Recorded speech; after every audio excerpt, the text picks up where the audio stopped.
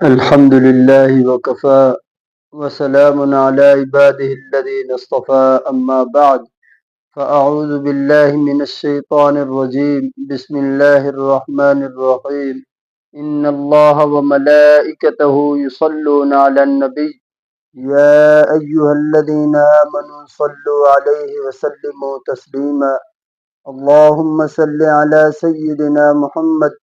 وعلى آل سيدنا محمد وبارك وسلم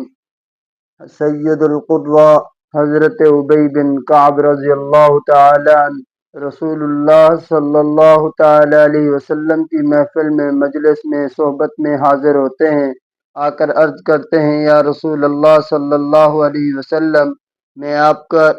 پر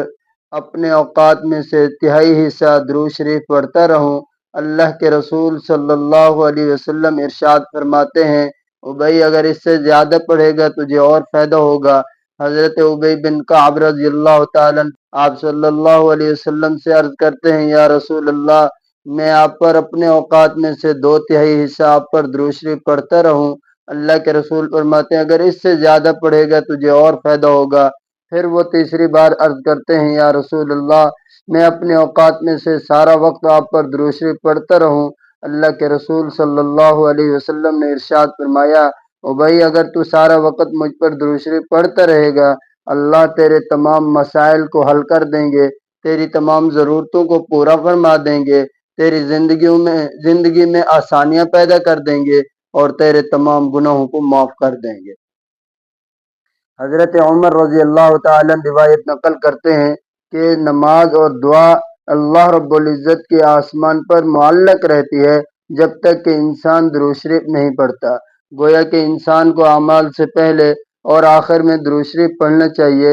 اس درود شریف کی برکت سے اللہ رب العزت کی بارگاہ میں انسان کے اعمال، انسان کی تسبیحات، انسان کے نفلی اعمال، فرائض اعمال سارے کے سارے اللہ رب العزت کی بارگاہ میں درود شریف کی برکت سے شرف قبولیت پاتے ہیں۔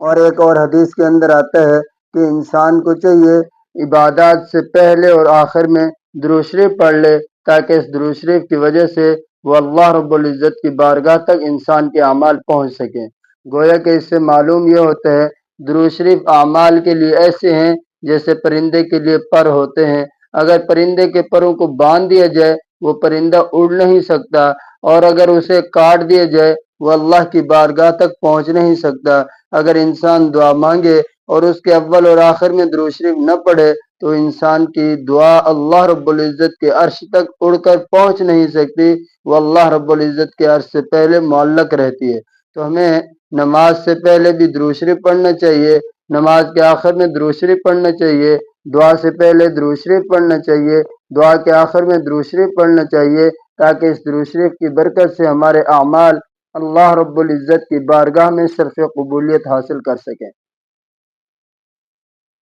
حضور اکرم صلی اللہ تعالیٰ علیہ وسلم کی ایک حدیث ہے، آپ صلی اللہ تعالیٰ علیہ وسلم نے فرمایا جب کوئی بندہ لکھائی کرتا ہے، تحریر لکھتا ہے اور اس میں میرا نام نامی اسم گرامی آتا ہے اور اس کے ساتھ وہ میرا امتی میرے نام کے ساتھ مجھ پر درود شریف لکھ دیتا ہے، مثلا نام آتا ہے محمد تو ساتھ لکھ دیتا ہے صلی اللہ علیہ وسلم، جب تک یہ صلی اللہ علیہ وسلم لکھا رہے گا اس وقت تک رسول اللہ صلی اللہ علیہ وسلم نے ارشاد فرمایا کہ اس بندے کے لیے اللہ کا ایک مقرب فرشتہ دعائے مغفرت کرتا رہے گا، اگرچہ اس کی کتاب، اس کی تحریر، اس کا خط قیامت تک باقی رہے گا، قیامت تک اللہ کا ایک مقرب فرشتہ اس کے لیے دعائے مغفرت کرتا رہے گا۔ کتنا بڑی برکت والی اور سعادت والی بات ہے کہ اللہ کے رسول صلی اللہ علیہ وسلم پر جب کوئی بندہ درود پڑھتا ہے اللہ کے فرشتے اس کے لیے دعائے مغفرت کرتے ہیں، جب کوئی بندہ درود شریف لکھتا ہے